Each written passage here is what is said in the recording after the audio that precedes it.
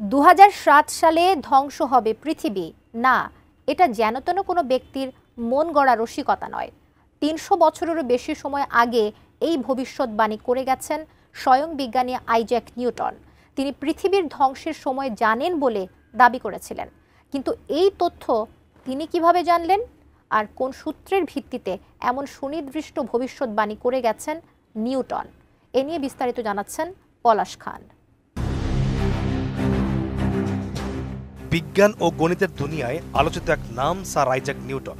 ১৭০৪ সালে তার লেখা চিঠিতে পৃথিবী কখন ধ্বংস হবে তা নিয়ে লিখেছিলেন তিনি। গতি ও মাধ্যাকর্ষণ সূত্রের জন্য বিখ্যাত স্যার আইজ্যাক নিউটন পৃথিবী ২০৬০ সালে ধ্বংস হয়ে যাবে বলে ভবিষ্যৎবাণী করেছিলেন। প্রায় ৩০০ বছরের বেশি সময় আগে গাণিতিক গণনার একটি সিরিজের ওপর এই চিঠি লিখেছিলেন তিনি। এতে পৃথিবীর ধ্বংস সম্পর্কে সতর্ক করেছিলেন নিউটন। বাইবেলের বিভিন্ন ঘটনার প্রতি বিশ্বাসী ছিলেন আইজ্যাক নিউটন। তিনি বাইবেলের বিভিন্ন ঘটনাকে বিশ্লেষণ করে এই ভবিষ্যৎবাণী করেছিলেন। নিউটন তার চিঠিতে বাইবেলের ইতিহাস বিশ্লেষণে গণিত ব্যবহার করে তারিখ অনুমান করেছিলেন। ভবিষ্যৎবাণী ব্যাখ্যা করার জন্য তিনি বাইবেল শাস্ত্রে উল্লিখিত বিভিন্ন দিন ও বছর হিসাবের জন্য ব্যবহার করেছিলেন। নিউটন ইতিহাস অধ্যয়ন করে পৃথিবীর শেষ সময় হিসেবে ২০৬০ সালকে নির্ধারণ করেন। এই চিঠিতে তিনি লেখেন, আমি জানি পৃথিবী ২০৬০ সালে শেষ হবে। ১৭০৪ সালে তার লেখা সেই চিঠিতে দেখা যায় বাইবেলে যেসব দিনের কথা বলা আছে তা বছর হিসাব করে গণনা করেন তিনি। খ্রিস্টপূর্ব ৮০০ সাল থেকে তিনি হিসাব কষে পৃথিবীর শেষ সময় হিসেবে ২০৬০ সালকে নির্ধারণ করেন। কানাডার হ্যালিফ্যাক্সের কিংস কলেজ বিশ্ববিদ্যালয়ের বিজ্ঞান ও প্রযুক্তির ইতিহাসের অধ্যাপক স্টিফেন ডি স্নোবেলেন বলেন, নিউটনের ভবিষ্যৎবাণীতে তার উদ্ভাবিত ক্যালকুলাসের মতো জটিল কোনো কিছুর ব্যবহার ছিল না। শিশুরাও পারে এমন সহজ পাটিগণিত ব্যবহার করেন তিনি।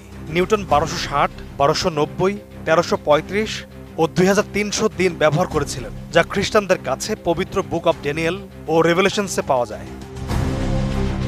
মোনালিসা হেভি ফ্লো ১৫ পিস প্যাকেটের সাথে ৮ পিসের একটি প্যাকেট একদম ফ্রি।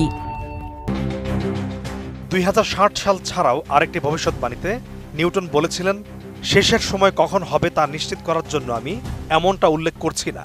পৃথিবীর শেষ সময় সম্পর্কে ঘন ঘন ভবিষ্যৎবাণী করা সমস্ত কল্পনাকে বন্ধ করার জন্য আমি এটা করেছি। পবিত্র গ্রন্থ নির্ভর ভবিষ্যৎবাণীগুলো ব্যর্থ হলে গ্রন্থ অসম্মানিত হয়। একজন বিজ্ঞানী ভবিষ্যৎবাণীতে কেন ব্যস্ত ছিলেন সেই পরিপ্রেক্ষিতে অধ্যাপক স্নোবেলেন বলেন, নিউটন আধুনিক অর্থে বিজ্ঞানী ছিলেন না, বরং তিনি ছিলেন একজন প্রাকৃতিক দার্শনিক। মধ্যযুগ থেকে ১৮০০ শতক পর্যন্ত প্রচলিত প্রাকৃতিক দর্শনে কেবল প্রকৃতির অধ্যয়নই অন্তর্ভুক্ত ছিল না, বরং প্রকৃতিতে ঈশ্বরের উপস্থিতি নিয়েও অধ্যয়ন অন্তর্ভুক্ত ছিল। নিউটনের জন্য ধর্ম ও বিজ্ঞান এর মধ্যে কোনো অভেদ্য পার্থক্য ছিল না। তিনি দীর্ঘ জীবন জুড়ে প্রকৃতি ও ধর্মগ্রন্থের মধ্যে নিহিত সত্যগুলো আবিষ্কার করার জন্য কঠোর পরিশ্রম করেছিলেন। পলাশ খান, এটিএন নিউজ।